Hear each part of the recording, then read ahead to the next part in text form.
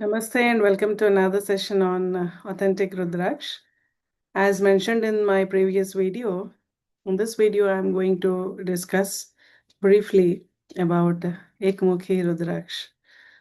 So just as the previous video, this presentation also I planned with a PowerPoint so that anyone who wishes to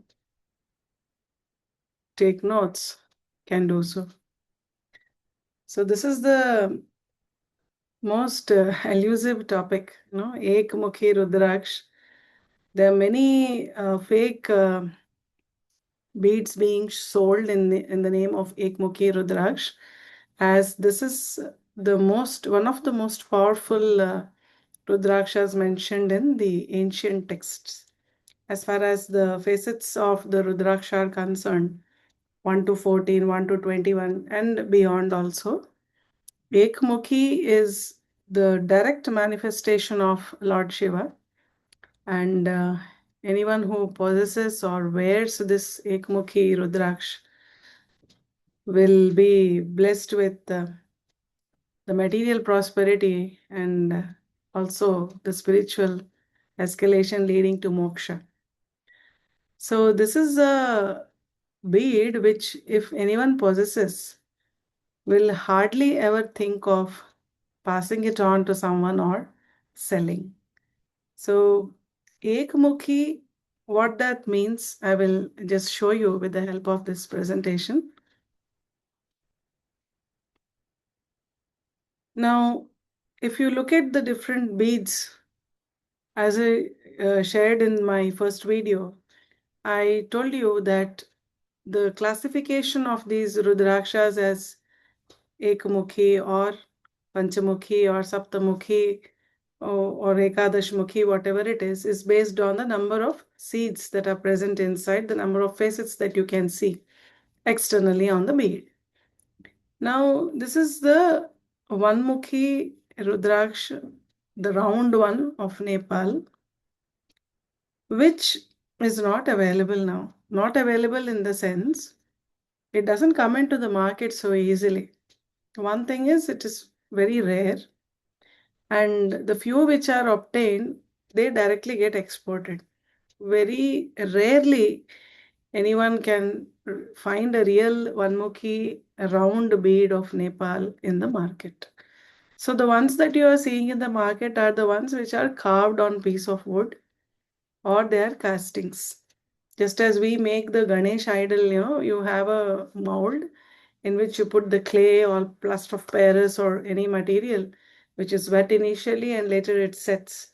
So that way there are many castings made where you can see the curved shivaling, the snake hood, om and all, they are all artificially made. So even a goldana, which is called, this is what is called a goldana, Ekmukhi, is not really Ekmukhi. If you take an underdeveloped Rudraksha in which the facets are not found, you can make an incision. You can make one incision and then say that this is Ekmukhi. That is one way it is done. Other procedures include carving. They can be carved. So if someone tells you that the Ekmukhi Rudraksha, the Goldan of Nepal is available with them, my suggestion is not to believe them. So it should comprise of just one. That is what is the meaning. The real Ekmukhi Rudraksh will have only one cleft, and that is not available in the markets now, at least. Every Rudraksha will have a ruling deity, the ruling planet. For Ekamukhi, it is Lord Shiva himself. That is why it is so powerful. And the ruling planet is Sun. Now, though this is not available, there are alternatives to Ekmukhi Rudraksh, which have been believed to confer reasonably good benefits on people wearing them. One is called the Sawar. Sawar, you call it Sawar because in Hindi, Savar means climbing on. So on one Rudraksha, you will see another Rudraksha attached to it, which runs throughout from end to end. I'll show you in the image in the next slide. And the other is Kaju Dana, which is of Indonesian or origin. The origin is in Java. It is which looks like a half moon, Kaju Dana, that is called so. So it is a very small one, though the image looks big enough. And it does, the Indonesian one doesn't have a hole or natural hole. Either a hole is to be made, which is not advisable, or there are methods by which it can be worn without even drilling a hole. So I'll show that a little later. So if you look at the Sawar, see, you can see one, this is one Rudraksha, over which there is another Rudraksha as if it is climbing on it.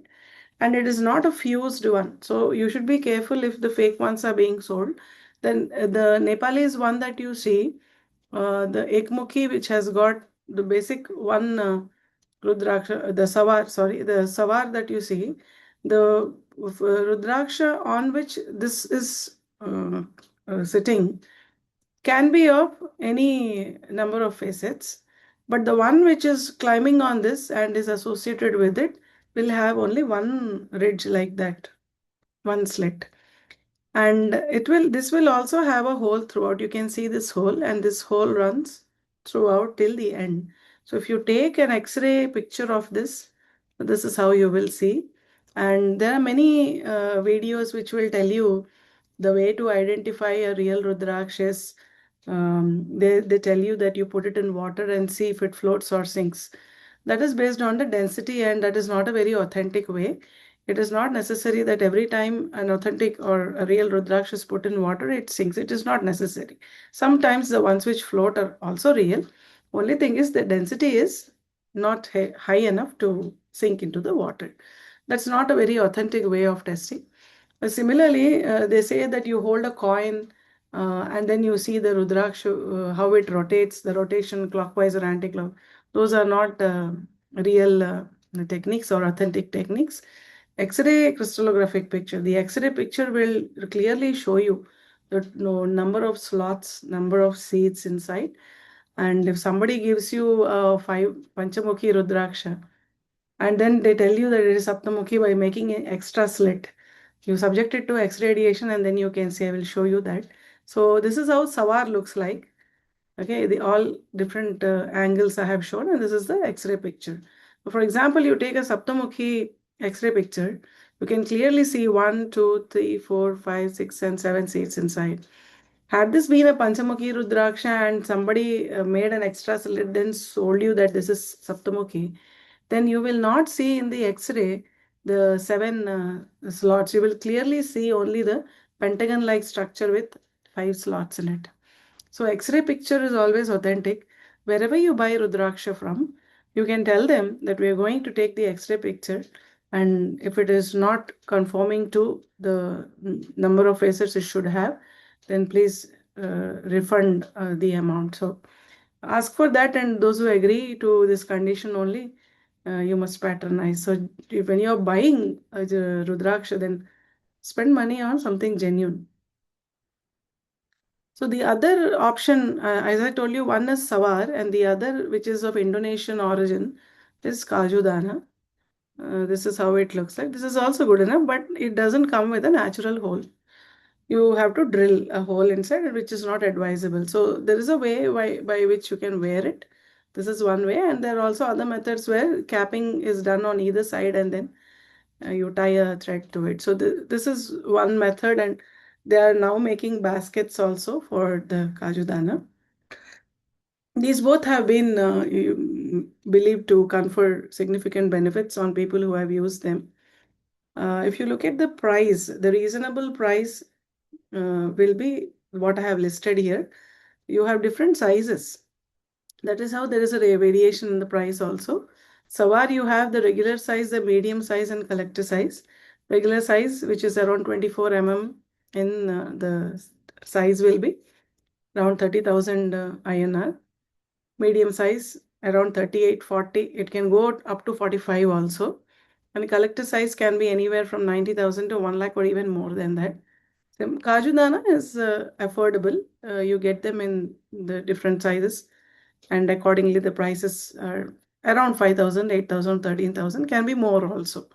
So it depends upon, see, why is there a lot of difference in the price that people quote?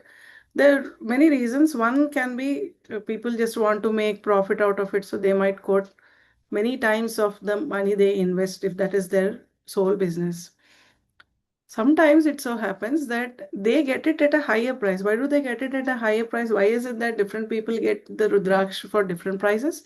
That is because they buy in different quantities. So somebody who is buying in kilogram quantities, say 20 kgs or 40 kgs, their price will be higher than one who buys it in the quantities of quintals. Somebody buys in quintals, the price will come down.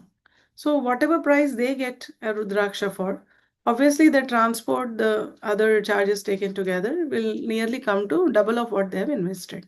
So that is how there is a difference in the price range. And why is it that some Rudraksha are very costly, like Panchamukhi is not so costly, but the other varieties, as you go on increasing the number of facets, 14 Mukhi, 15 Mukhi, 21 Mukhi, price increases. Why is that so? Because the rarer the bead, the costlier it is.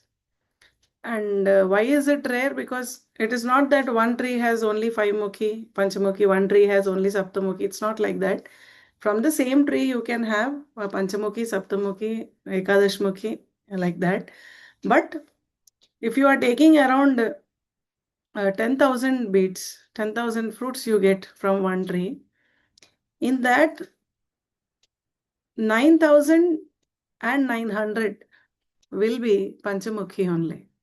The remaining few that are there will include the other facets. So they're very rare. The rarer it is, the costlier it is.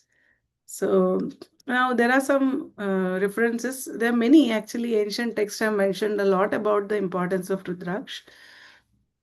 For example, one or two I have quoted, one from Shiva Puran, the other from Mahakal Samhita.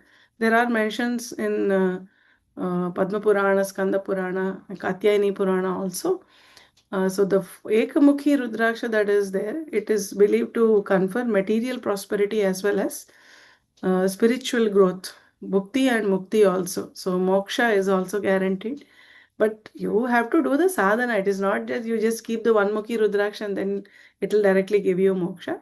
It will orient you towards the sadhana. You will spend more time in sadhana and then you will achieve the results. So whoever wears this Rudraksha, Lord Shiva will bless them. So they will have no negativity in their life in terms of health or any other reason. So one or two I have quoted here. And reported benefits include spiritual escalation anyway, has been reported. It works on the pineal gland, and the Sahasrara chakra is what is the center that gets activated. And health wise, it reduces hypertension, migraines, headaches, and all are believed to have got alleviated within less than 1 week. There are reported studies. Someday I will also share the content from reported research papers, research that has been done on Rudraksha with the experimental evidence, pieces of evidence. That also I will show. The mental clarity, focus, it will also give you recognition in the society. So this is briefly about Ekamukhi Rudraksha. This channel itself is new, and if you are new, also support the channel because even one subscription initially will be very motivating. Tomorrow, I will probably post content on the two-facet Rudraksha and probably another video on how a Rudraksha is to be worn, who should wear, are there rules about wearing a Rudraksha, and all those aspects. So if there is a specific topic that you wish to listen to, you can comment and let us know. Thanks for watching.